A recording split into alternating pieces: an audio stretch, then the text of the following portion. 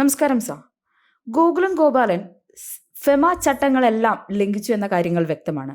അതുകൂടാതെ E D വെറുതെ bless ചെയ്ത് മടങ്ങിയതുമല്ല എന്ന കാര്യവും. ഏറ്റവും ഒടുവിൽ ഗോകുലം ഗോപാലിനെതിരായുള്ള ഇ ഡി നടപടികൾ എന്തൊക്കെയാണ് സാർ? അഖില നമസ്കാരം. നമ്മൾ ഗോകുലം ഗോപാലന്റെ സ്ഥാപനങ്ങളിലെ റെയ്ഡിനെ കുറിച്ച് പറയുമ്പോൾ അതിന് ഏറ്റവും കൂടുതൽ അത് ചർച്ച ചെയ്യപ്പെട്ടത് ഒരുപക്ഷെ രാഷ്ട്രീയമായിട്ടാണ്. എമ്പുരാൻ എന്ന സിനിമ, അതിൽ അദ്ദേഹം വളരെ വൈകിയാണെങ്കിലും ഇതിൽ ജോയിൻ ചെയ്തിരിക്കുന്ന ഒരു നിർമ്മാതാവാണ്. ആ സിനിമ സംഘപരിവാർ വിരുദ്ധ രാഷ്ട്രീയം പറയുന്നു. അതുകൊണ്ട് തന്നെ കേന്ദ്ര സർക്കാർ അവരുടെ ഏജൻസികളെ ഉപയോഗിച്ചുകൊണ്ട് ഇതിന്റെ ഭാഗമായിട്ടുള്ള ആൾക്കാരെയൊക്കെ വേട്ടയാടുന്നു എന്നതാണ് പൊതുവെയുള്ള ഒരു നാറേറ്റീവ്. അപ്പോൾ അതിന്റെ ഭാഗമായിട്ട് പ്രത്യക്ഷത്തിൽ നമുക്ക് വേണമെങ്കിൽ ഇത് വിശ്വസിക്കുകയും ചെയ്യാം. അതായത് പൃഥ്വിരാജ് സുകുമാരന് ഐ.ടിയുടെ നോട്ടീസ് വന്നു എന്ന വാർത്ത വരുന്നു. ആന്റണി പെരുമ്പാവൂരിന് ഐ.ടിയുടെ നോട്ടീസ് വന്നു എന്ന വാർത്ത വരുന്നു. ഗോകുലം ഗോപാലന്റെ സ്ഥാപനങ്ങളിലേക്ക് ഇ ഡി പോകുന്നു, അദ്ദേഹത്തെ ചോദ്യം ചെയ്യുന്നു. അപ്പോൾ അങ്ങനെ നോക്കിക്കഴിഞ്ഞാൽ ആ സിനിമയുമായി ബന്ധപ്പെട്ട ഏറ്റവും പ്രധാനപ്പെട്ട 3 ആൾക്കാർ, 2 പേര് ഫൈനാൻസ് ചെയ്തിരിക്കുന്ന ആൾക്കാർ, ഒരാൾ അതിന്റെ സംവിധായകൻ. അപ്പോൾ അങ്ങനെയുള്ള ആൾക്കാർക്കെതിരെ കേന്ദ്ര ഏജൻസികൾ, വിവിധ ഏജൻസികളെ ഉപയോഗിച്ചുകൊണ്ട് ഈ രീതിയിലത്തേക്കുള്ള ഒരു നടപടിയുമായി കേന്ദ്ര സർക്കാർ മുന്നോട്ട് പോവുകയാണ് എന്ന് പറയാം. പക്ഷേ ഈ നടപടികളൊന്നും തന്നെ എമ്പുരാനുമായി ബന്ധപ്പെട്ടതല്ല. പൃഥ്വിരാജിന്റെ കാര്യത്തിൽ തന്നെ ഇതിനോടകം തന്നെ വന്നിരിക്കുന്ന ഒരു വിശദീകരണം തന്നെ മാധ്യമങ്ങൾ റിപ്പോർട്ട് ചെയ്യുന്നത്, അദ്ദേഹത്തിന്റെ തന്നെ 3 സിനിമകളിൽ അദ്ദേഹം പ്രതിഫലം വാങ്ങാതെ അഭിനയിക്കുകയും എന്നാൽ അതിൽ നിർമ്മാണ പങ്കാളിത്തം അദ്ദേഹത്തിനുണ്ട്. അതിന്റെ ഭാഗമായി കിട്ടിയിരിക്കുന്ന പണം, അതിന്റെ സ്ട്രക്ചർ എങ്ങനെയാണ്, ഇൻകം സ്ട്രക്ചർ എങ്ങനെയാണ് എന്നതുമായി ബന്ധപ്പെട്ടിട്ടാണ് ഒരു റുട്ടീൻ എൻക്വയറിയാണ് എന്ന രീതിയിലാണ് മനസ്സിലാക്കുന്നത്. അതേപോലെ തന്നെ മരക്കാർ തുടങ്ങിയ പല ചിത്രങ്ങളുമായി ബന്ധപ്പെട്ട് ശ്രീ ആന്റണി പെരുമ്പാവൂരിനോടും അതേപോലെ തന്നെയുള്ള എൻക്വയറീസ് ആണ് വന്നിരിക്കുന്നത് എന്നാണ് മനസ്സിലാക്കുന്നത്. തന്നെയുമല്ല, ഈ എമ്പുരാൻ എന്ന സിനിമ എന്താണ് എന്നതോ അതിന്റെ പ്രമേയം എന്താണെന്നതോ ഒക്കെ പുറത്തു വരുന്നതിന് വർഷങ്ങൾക്ക് മുൻപ് ഇവർക്ക് എല്ലാവർക്കും ഇതേപോലെ തന്നെയുള്ള നടപടികൾ മുമ്പും ഉണ്ടായിട്ടുണ്ടെന്നാണ് നമ്മൾ മനസ്സിലാക്കുന്നത്. അപ്പോൾ അത് സിനിമാ മേഖലയുമായി ബന്ധപ്പെട്ട് ഹൈസ്റ്റേക്സ് ഇൻഡസ്ട്രിയിലുള്ള ധനവിനിമയം എങ്ങനെയാണ് എന്നതുമായി ബന്ധപ്പെട്ടിട്ടൊക്കെ തന്നെയാണ് ഈ എൻക്വയറി നടക്കുന്നത് എന്ന കാര്യത്തിൽ തർക്കമില്ല. ഈ ചോദിക്കുന്ന ചോദ്യങ്ങൾക്ക് മറുപടി പറയാൻ ഇവർ ബാധ്യസ്ഥരാണ് എന്നും ഇവർക്ക് ചോദിക്കാനുള്ള അവകാശം ഈ ഏജൻസികൾക്കുണ്ട് എന്നും നമുക്കറിയാം. അതുകൊണ്ട് തന്നെ അവരവരുടെ ഭാഗത്ത് യാതൊരു വിധത്തിലുള്ള കുഴപ്പവുമില്ല എങ്കിൽ ഈ കാര്യങ്ങളെല്ലാം തന്നെ കൊടുത്തു കഴിഞ്ഞാൽ ഈ ഏജൻസികൾ അതിൽ സാറ്റിസ്ഫൈഡ് ആവുകയും ചെയ്യും, മറ്റു നടപടികൾ ഉണ്ടാവുകയും ചെയ്യുകയില്ല.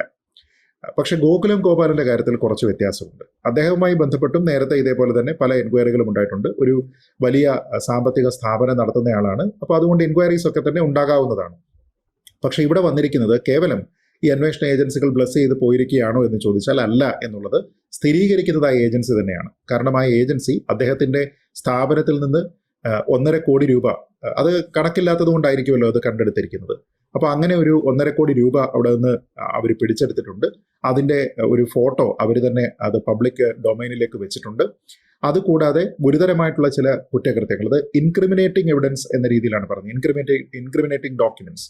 അപ്പൊ അങ്ങനെ കുറ്റകരമായിട്ടുള്ള പല കാര്യങ്ങളും അവിടെ നിന്ന് കണ്ടെത്തിയിട്ടുണ്ട് എന്ന് പറയുന്നുണ്ട്. ശ്രീ ഗോകുലം ഗോപാലൻ ഒരു മാധ്യമത്തിനോട് സംസാരിക്കുന്ന സമയത്ത് അദ്ദേഹം പറഞ്ഞിരിക്കുന്നത് സ്ഥാപനത്തിൽ, ഒരു ധനകാര്യ സ്ഥാപനത്തിലുള്ള പെറ്റി ക്യാഷ് പോലെ അവിടെ വെച്ചിരിക്കുന്ന പണമാണ് എന്നാണ്. അപ്പൊ അങ്ങനെയാണ് എങ്കിൽ നിശ്ചയമായിട്ടും അത് അദ്ദേഹത്തിന് അവരോട് പറയാനുള്ള അവസരമുണ്ടായിരുന്നു, അത് അവരെ ബോധ്യപ്പെടുത്താനുള്ള അവസരമുണ്ടായിരുന്നു. അങ്ങനെ അത് സ്ഥാപിക്കാനായിട്ട് അദ്ദേഹത്തിന് സാധിച്ചിരുന്നുവെങ്കിൽ ഒരുപക്ഷെ ഈ രീതിയിലത്തേക്കുള്ള ബുദ്ധിമുട്ടുകളൊന്നും തന്നെ ഉണ്ടാകുമായിരുന്നില്ല. ഞാൻ മനസ്സിലാക്കുന്നത് ഇ ഡി ഉദ്യോഗസ്ഥർക്ക് അദ്ദേഹത്തിന്റെ വിശദീകരണം ഒരുപക്ഷെ തൃപ്തികരമല്ല എന്ന് തോന്നിയത് കൊണ്ടായിരിക്കും ഈ പണം അവിടെ നിന്ന് പിടിച്ചുകൊണ്ട് പോകുന്നതും അത് ഇ ഡി സീസ് ചെയ്തിരിക്കുന്ന പണമാണ് എന്ന അർത്ഥത്തിൽ തന്നെ ഇ ഡി എന്നാണ് ആ നോട്ടുകെട്ടുകൾ കൊണ്ട് അവർ എഴുതിയിരുന്നതും. പിന്നെ ഇത് കൂടാതെ ഫെമ ചട്ടത്തിന്റെ ഗുരുതരമായിട്ടുള്ള ലംഘനങ്ങളുണ്ട്. RBIയുടെ സർക്കുലറിന്റെ, നോട്ടിഫിക്കേഷന്റെ, ഗൈഡ് ലൈനിന്റെ ഒക്കെ ലംഘനങ്ങളുമുണ്ട്. ഇതിൽ ഏറ്റവും പ്രധാനപ്പെട്ട കാര്യമായിട്ട് നമ്മളിപ്പോൾ മനസ്സിലാക്കുന്നത്, ഒരു ഇന്റലിജൻസ് കിട്ടിയതിന്റെ ഭാഗമായിട്ട് ഇവർ അന്വേഷിക്കുമ്പോൾ ഈ ഇദ്ദേഹത്തിന് നമുക്കറിയാമല്ലോ ചിറ്റ്സ് ആൻഡ് ഫൈനാൻസ് ആണ്. അപ്പോൾ ചിട്ടി നടത്തുന്ന ഒരു സ്ഥാപനമാണ് ശ്രീ ഗോകുലം. ഇവർക്ക് ഈ ചിട്ടി നടത്തണമെങ്കിൽ നമ്മുടെ നാട്ടിലുള്ള ആൾക്കാരിൽ നിന്ന് ചിട്ടി പിരിക്കുന്നതിന് പ്രശ്നമില്ല. പക്ഷേ പുറത്തു നിന്നുള്ള നോൺ റെസിഡന്റ് ഇന്ത്യൻസിന്റെ അടുത്ത് നിന്ന് ചിട്ടി പിരിക്കുകയാണ് എങ്കിൽ അതിന് കോമ്പീറ്റന്റ് അതോറിറ്റിയുടെ പെർമിഷൻ കൂടിയേ മതിയാകൂ.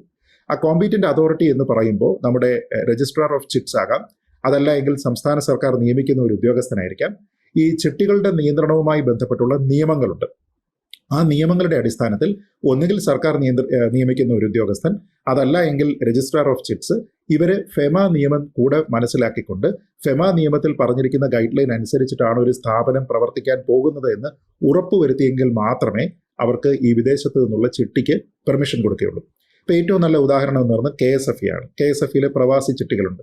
അതിനു മുമ്പ് പ്രവാസി ബന്ധു ചിട്ടികൾ മാത്രമായിരുന്നു. അതായത് വിദേശത്ത് നിന്നുള്ള ആൾക്കാർക്ക് അവരുടെ നാട്ടിലുള്ള ബന്ധുക്കളുടെ പേരിൽ തുടങ്ങാവുന്ന ചിട്ടികളായിരുന്നു. പക്ഷെ അത് മാറിയതിനു ശേഷം ഇപ്പോൾ വീണ്ടും പ്രവാസി ചിട്ടികൾ കൂടി KSFEയിൽ വന്നിട്ടുണ്ട്. അപ്പോൾ അതെങ്ങനെയാണ് വന്നിരിക്കുന്നത്? ഇതേപോലെ തന്നെ കേന്ദ്ര സർക്കാരിന്റെ ഈ ഗൈഡ് ലൈൻ അനുസരിച്ച് സംസ്ഥാന സർക്കാർ തന്നെ ഈ കാര്യത്തിൽ അനുമതി നൽകിയതിനു ശേഷമാണ് KSFEക്ക് ആ രീതിയിലേക്ക് പ്രവർത്തിക്കാൻ സാധിക്കുന്നത്.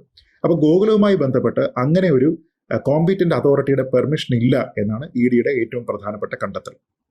അപ്പോൾ അങ്ങനെയാണെങ്കിൽ അത് ഫെമ ചട്ടത്തിന് വിരുദ്ധമാണ്. അപ്പോൾ അത് ഒന്നാമത്തെ ഗുരുതരമായിട്ടുള്ള കുറ്റം. രണ്ടാമത്തെ കാര്യം, നമുക്ക് ഇങ്ങനെ ഇനി അഥവാ ഫെമ അപ്രൂവൽ ഉണ്ട് എന്ന് വെച്ചോളൂ, ഒരു കോമ്പീറ്റന്റ് അതോറിറ്റി ഇവർക്കും ഇതേപോലെ പ്രവാസികളുടെ ചിട്ടി നടത്തുന്നതിനുള്ള അനുവാദം നൽകിയിട്ടുണ്ട് എങ്കിൽ ആ നൽകിയിരിക്കുന്നതിന് ഈ ചിട്ടിയുടെ സബ്സ്ക്രിപ്ഷൻ അഥവാ ചിട്ടി പണം ഈ ആൾക്കാരിൽ നിന്ന് വാങ്ങുന്നത് ഇലക്ട്രോണിക് ട്രാൻസ്ഫർ അല്ലെങ്കിൽ ബാങ്ക് ട്രാൻസ്ഫർ ആയിരിക്കണം. ബാങ്ക് ട്രാൻസ്ഫർ വഴി മാത്രമേ ഇത് ചെയ്യാനായിട്ട് സാധിക്കുകയുള്ളൂ. അതായത് ക്യാഷ് ട്രാൻസ്ഫർ പാടില്ല. പക്ഷേ ഇവിടെ ആൾക്കാരിൽ നിന്ന് പണമായിട്ട് സ്വീകരിച്ചു എന്നുള്ളതാണ് മറ്റൊരു കുറ്റം. അപ്പോൾ രണ്ട് പ്രധാനപ്പെട്ട കുറ്റങ്ങളാണ്. ഒന്ന്, ഫെമ അപ്രൂവൽ ഇല്ലാതെ, കോമ്പീറ്റന്റ് അതോറിറ്റിയുടെ അപ്രൂവൽ ഇല്ലാതെ അദ്ദേഹം പ്രവാസി ചിട്ടികൾ നടത്തി എന്നുള്ള ഒരു പ്രശ്നം. രണ്ടാമത്തേത്, അവരിൽ നിന്ന് പണമായിട്ട് കൂടി അദ്ദേഹം അത് വാങ്ങിയിട്ടുണ്ട്. പണമായിട്ട് വാങ്ങിയിരിക്കുന്ന തുക ചെറിയ തുകയല്ല, 371 കോടി രൂപയ്ക്ക് മുകളിലാണ്. അപ്പോൾ അത്രയും തുക പണമായിട്ട് വാങ്ങുകയും ഈ ചെക്ക് വഴി, അതായത് ബാങ്ക് ട്രാൻസാക്ഷൻ വഴി വാങ്ങിയിരിക്കുന്നത് 220 കോടി രൂപ മാത്രമാണ്. അങ്ങനെ ചേർത്ത് കഴിയുമ്പോഴത്തേക്കാണ് ഏതാണ്ട് 593 കോടി രൂപയുടെ ഇടപാട്. ഇതിൽ ഈ ബാങ്ക് ട്രാൻസാക്ഷൻ ആയിട്ടുള്ള 220 കോടിയുടെ പ്രശ്നം എന്താണ് എന്ന് ചോദിച്ചാൽ, ബാങ്ക് ട്രാൻസാക്ഷൻ ആയതുകൊണ്ട് പ്രശ്നമില്ല. പക്ഷെ നേരത്തെ പറഞ്ഞതുപോലെ ഇങ്ങനെ ചിട്ടി പിരിക്കുന്നതിനുള്ള കോമ്പീറ്റന്റ് അതോറിറ്റിയുടെ അപ്രൂവൽ ഇല്ലാത്തത് കൊണ്ട് തന്നെ ഇതും ഇവർക്ക് അന്വേഷണ പരിധിയിലേക്ക് കൊണ്ടുവരേണ്ടി വരും. അങ്ങനെ നോക്കിയാൽ മൊത്തം ഏതാണ്ട് 593 കോടി രൂപ ഈ RBI ചട്ടലംഘനം അല്ലെങ്കിൽ ഫെമ ചട്ടലംഘനം അതിന്റെ പേരിൽ അവിടെ നടത്തിയിട്ടുണ്ട് എന്നാണ് ഈ EDയുടെ പ്രാഥമിക കണ്ടെത്തൽ. രണ്ടാമത്തെ അവരുടെ ഒരു പ്രധാനപ്പെട്ട കണ്ടെത്തൽ, ഫെമയിലെ തന്നെ മറ്റൊരു റൂൾ കൂടി അവർ വയലേറ്റ് ചെയ്തിട്ടുണ്ട്. അതായത് ഈ പ്രവാസികളായിട്ടുള്ള ആൾക്കാർക്ക് പലപ്പോഴും ഞാൻ മനസ്സിലാക്കുന്ന ഒരുപക്ഷെ ചിട്ടി പിടിച്ചതിന് ശേഷമായിരിക്കും ഈ സ്ഥാപനം പണം അവർക്ക് കൊടുക്കുമല്ലോ. അങ്ങനെ പണം കൊടുത്തിരിക്കുന്ന വലിയ എമൗണ്ടുകൾ, ചെറിയ എമൗണ്ട് അല്ല, വലിയ എമൗണ്ടുകൾ പോലും ബാങ്ക് ട്രാൻസാക്ഷൻ അല്ലാതെ അവർ ക്യാഷായിട്ട് കൊടുത്തിട്ടുണ്ട്. അപ്പോൾ ഇതെല്ലാം തന്നെ ഗുരുതരമായിട്ടുള്ള കുറ്റമാണ്. അപ്പോൾ അതിന് ശ്രീ ഗോകുലം ഗോപാലൻ അവരന്വേഷിച്ചു, ബ്ലസ് ചെയ്തു, അല്ലെങ്കിൽ ഈ പറഞ്ഞതുപോലെ അവർക്ക് കാര്യമായിട്ടൊന്നും കിട്ടിയില്ല, ഇത് പെറ്റി ക്യാഷാണ്, ഒരു സ്ഥാപനത്തിൽ സൂക്ഷിക്കുന്നതാണ് എന്നൊക്കെ പറഞ്ഞാൽ നമ്മൾ മനസ്സിലാക്കുന്നത് അദ്ദേഹത്തിനോട് കൂടി നേരിട്ട് ഇവർ ചോദ്യങ്ങൾ ചോദിച്ചിട്ടുണ്ട്, അദ്ദേഹത്തിൻ്റെ സ്ഥാപനത്തിലുള്ള ആൾക്കാരോട് ചോദിച്ചിട്ടുണ്ടാകും. അപ്പോൾ ഇതാണ് വസ്തുതയെങ്കിൽ, ഇവർക്ക് ഇങ്ങനെയുള്ള അപ്രൂവൽ ഉണ്ടെങ്കിൽ ആ അപ്രൂവൽ കാണിച്ചാൽ മതി. സിമ്പിളായിട്ട് പരിപാടി തീർന്നില്ലേ? അതായത് എനിക്ക് പെറ്റി ക്യാഷ് 1,32,00,000 രൂപ അല്ലെങ്കിൽ 1.5 കോടി എനിക്ക് സൂക്ഷിക്കാനായിട്ടുള്ള റൈറ്റ് ഉണ്ട്, ഇതാണ് അതിൻ്റെ കാര്യങ്ങൾ എന്ന് പറഞ്ഞുകൊണ്ട് അവർക്ക് ഡോക്യുമെന്റ് പ്രൊഡ്യൂസ് ചെയ്യാം. അങ്ങനെയാണെങ്കിൽ ED അതിൽ സാറ്റിസ്ഫൈഡ് ആകേണ്ടതാണ്. രണ്ട്, ഫെമ അപ്രൂവൽ കിട്ടിയിട്ടുണ്ടെങ്കിൽ നമ്മുടെ നാട്ടിൽ നേരത്തെ പറഞ്ഞതുപോലെയുള്ള രജിസ്ട്രാർ ഓഫ് ചിറ്റ്സോ അല്ലെങ്കിൽ സംസ്ഥാന സർക്കാരോ നിയമിച്ചിരിക്കുന്ന ഒരു ഉദ്യോഗസ്ഥന്റെ ഭാഗത്ത് നിന്ന് ഫെമ അപ്രൂവൽ ഉണ്ട് എന്ന രീതിയിലേക്ക് ഇവർക്കൊരു അനുമതി കൊടുത്തിട്ടുണ്ടെങ്കിൽ അത് ഇവർക്ക് എടുത്ത് കാണിച്ചു കഴിഞ്ഞാൽ ആ ഡോക്യുമെന്റ് ഉണ്ടെങ്കിൽ ഇത് കുഴപ്പമില്ലാതെ വരും. അതേപോലെ തന്നെ ഈ ക്യാഷ് ട്രാൻസാക്ഷൻ 371 കോടി രൂപ എന്ന് പറയുന്നതുമായി ബന്ധപ്പെട്ട് അത് ക്യാഷ് ആയിട്ടല്ല കിട്ടിയിരിക്കുന്നത്, ഇലക്ട്രോണിക് ട്രാൻസാക്ഷൻ ആണ്. നിങ്ങൾക്ക് ഏത് ട്രാൻസാക്ഷനാണ് ഡൗട്ട് അത് ഞാൻ കാണിച്ചു തരാം എന്ന് പറഞ്ഞുകൊണ്ട് അദ്ദേഹത്തിന് ആ ഡോക്യുമെന്റ് കൊടുത്താൽ അത് മതിയാകും.